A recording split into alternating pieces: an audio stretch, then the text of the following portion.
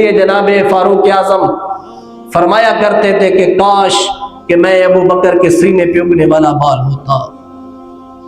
اللہ کے نبی بیمار ہیں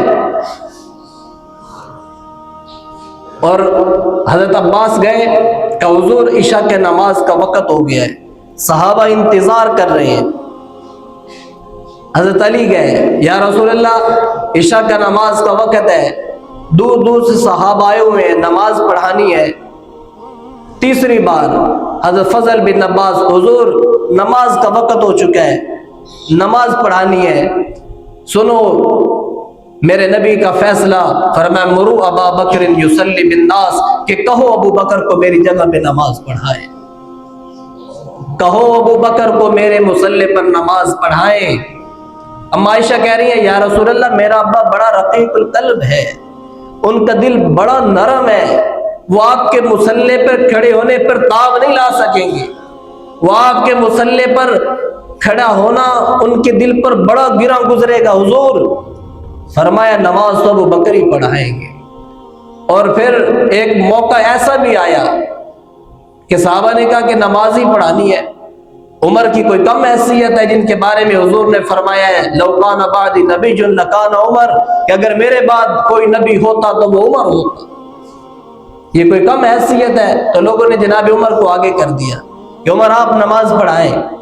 سیدنا عمر کی آواز بڑی بلند تھی، آپ کا قد بعض تاریخی روایات میں آپ کا قد 8 فٹ تھا،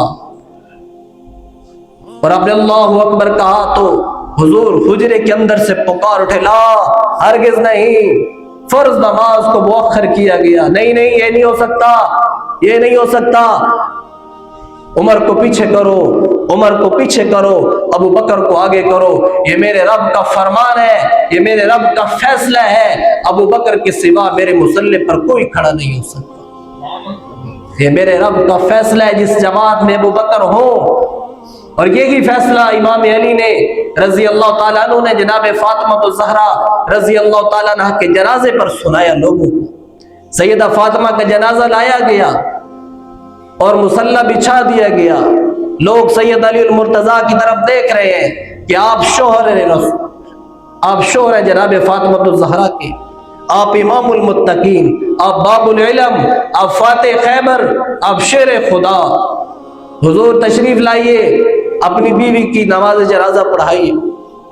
حضرت علی آگے بڑھے اور صفوں میں نظر دوڑائی اور کہا تمہیں پتہ نہیں ہے اس بات کا، تمہیں رسول اللہ کا وہ فرمان نہیں پہنچا، تم نے اللہ کے نبی کا فرمان نہیں سنا؟